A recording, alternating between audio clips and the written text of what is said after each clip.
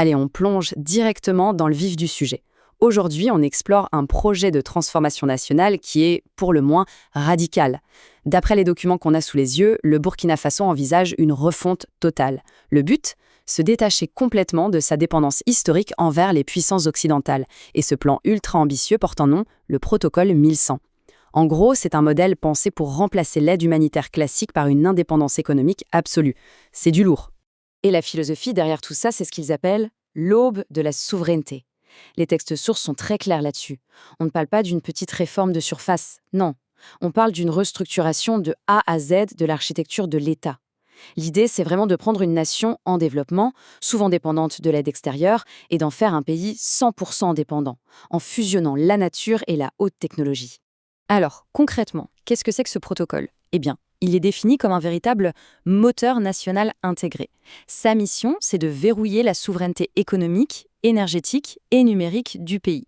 Il faut imaginer ça comme un écosystème géopolitique géant, où chaque pilier socio-économique vient s'emboîter avec les autres. L'objectif, c'est de créer une structure tellement interconnectée qu'il serait virtuellement impossible de la faire s'effondrer en n'attaquant qu'une seule de ses pièces. Pour bien comprendre comment tourne ce fameux moteur, on va le démonter pièce par pièce. Au programme de notre analyse, on verra l'aube de la souveraineté, puis on passera à la stratégie du hérisson, la banque forestière centenaire, la loi spéciale Yenenga, la monnaie Pecoin, et on terminera avec le bouclier énergétique régional. C'est parti avec la première section, l'aube de la souveraineté et l'émergence de nouvelles alliances mondiales. Pour vraiment capter l'ampleur de ce protocole, il faut observer comment ces 4 piliers s'alignent. On a d'abord l'indépendance financière, ensuite la lutte contre la désertification, puis la dignité et l'autonomisation des femmes, et enfin la défense. Chacun de ces domaines n'est pas juste un projet isolé, c'est une composante vitale du protocole, la fondation même sur laquelle tout le système repose. Et ce qui frappe, c'est la vitesse à laquelle les choses bougent. Depuis le passage à un gouvernement de transition militaire en septembre 2022, c'est l'accélération totale. D'après le calendrier, des accords de coopération nucléaire pacifique avec la Russie seraient signés d'ici juin 2025. Ce qui nous amène tout droit à mai 2026, la date prévue pour le déploiement de ce gigantesque écosystème souverain. Le timing est ultra serré. Passons à la section 2. La stratégie du hérisson, une fusion fascinante entre dissuasion nucléaire et élite intellectuelle. La métaphore du hérisson utilisée dans les documents est vraiment parlante. L'idée, c'est de disposer de petits réacteurs nucléaires tout le long des frontières du pays. Ces réacteurs agiraient comme des épines protectrices, intouchables. Et pour faire tourner tout ça, on voit apparaître le concept d'une Académie 1100, conçue pour former le cerveau de l'opération. Les détails techniques sont ultra précis. Le plan prévoit de déployer 6 unités nucléaires russes à moins de 20 km des frontières pour une dissuasion maximale. Et là, petite pause, comment faire fonctionner du nucléaire dans un pays enclavé avec très peu d'eau ? Eh bien, l'appart à trouver, c'est la technologie de refroidissement à sec, le dry cooling. Ingénieux, non ? En parallèle, ces académies doivent former une véritable élite technologique pour piloter le tout. On arrive à la 3e section, la banque forestière centenaire, ou comment transformer la richesse écologique en actifs financiers. C'est là que le plan devient vraiment original. La logique de cette banque forestière centenaire, c'est de ne plus voir d'immenses forêts comme un simple décor naturel, mais comme un véritable réservoir économique vivant. Et ce système est pensé pour tourner autour d'un cycle vertueux, divisé en 3 phases. L'étape 1, c'est la mise en place des pépinières intelligentes Yenenga, qui font chuter le coût des jeunes plants de 70%.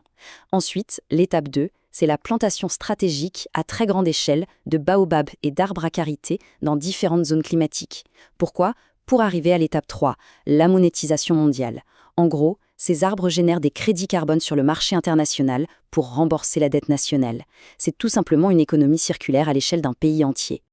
Ce qui nous mène à la section 4, la loi spéciale Yenenga, centrée sur la dignité et les droits numériques des femmes. C'est vraiment le cœur social du projet. Il faut bien entendre ce principe fondamental de la proposition. La terre peut appartenir à l'État ou à la famille, mais les droits sur les fruits de l'arbre et sa valeur appartiennent entièrement aux femmes qui s'en occupent. C'est une séparation légale assez radicale entre la propriété foncière et les revenus, pensée pour offrir une indépendance économique inébranlable aux femmes. Mais la vraie question, c'est comment protéger ce droit dans le monde réel face aux pressions ? La solution avancée ici est technologique. Le plan propose de numériser ces droits de revenus agricoles et de les sécuriser via des certificats blockchain totalement infalsifiables. L'idée, c'est de dresser une ligne de défense humanitaire permanente contre n'importe quelle forme d'exploitation économique ou de corruption. On passe maintenant à la section 5, la monnaie P-Coin, finance souveraine et contournement du système bancaire traditionnel. Sur le plan économique, le changement de cap est drastique. Les documents mettent en opposition deux modèles. D'un côté, le franc CFA, décrit comme une monnaie fiduciaire basée sur la dette, vulnérable à l'inflation et aux manipulations externes. De l'autre, on nous présente le fameux P-Coin. C'est un projet de stablecoin souverain, mais attention, sa valeur serait directement adossée à un panier d'actifs tangibles comme l'or, le pétrole ou les métaux rares. Et l'ambition derrière ça, elle est colossale. Ce modèle financier revendique vouloir protéger directement le pouvoir d'achat de 90% de la classe travailleuse. En s'ancrant sur des ressources bien réelles, le but est de faire de cette monnaie un bouclier impénétrable contre l'inflation importée. Ce qui nous amène à notre dernière grande partie, la section 6, le bouclier énergétique régional, l'hégémonie pacifique et la dépendance mutuelle. La stratégie décrite ici est d'une redoutable efficacité géopolitique. En plaçant ses centrales nucléaires aux frontières, le pays a pour objectif de vendre de l'électricité propre à des prix massivement réduits aux États voisins. Pourquoi faire ça? Eh bien, pour créer une dépendance industrielle de toute la région envers le réseau burkinabé. C'est exactement ce que les sources appellent une hégémonie pacifique. Quand on regarde les simulations chiffrées, ça donne le vertige. On parle d'un investissement initial de 36 milliards de dollars américains pour une capacité totale de 7200 MW. Avec les revenus de l'énergie et la vente de crédits carbone, le système prévoit de générer un surplus souverain net de plus de 5 milliards de dollars par an. Et ça, c'est le chiffre estimé après le remboursement de la dette. C'est là que toute la mécanique du moteur prend son sens. On voit très bien comment tout s'emboîte. L'énergie finance la technologie. Ensuite, la technologie vient sécuriser la monnaie, elle, finance la nature, et enfin la nature émancipe la société. C'est pensé comme un circuit totalement fermé, conçu pour s'auto-alimenter à l'infini. Pour terminer cette exploration, il faut s'arrêter sur le vocabulaire très fort utilisé dans les sources. Ce projet est qualifié de pacte de Gethsémanée. Ce n'est pas présenté comme un banal contrat économique ou une dette de plus, mais comme une alliance sacrée et fraternelle pour une souveraineté absolue. C'est un véritable changement de paradigme pour le pays. Alors, il reste une question fondamentale à se poser. Ce fameux moteur de souveraineté, s'il voit le jour, va-t-il vraiment réussir à redéfinir l'architecture géopolitique de l'Afrique de l'Ouest? Parce que les implications à long terme d'un projet aussi monumental pourraient transformer les dynamiques mondiales bien au-delà des frontières du Sahel. Un dossier fascinant qu'il faudra suivre de très, très près.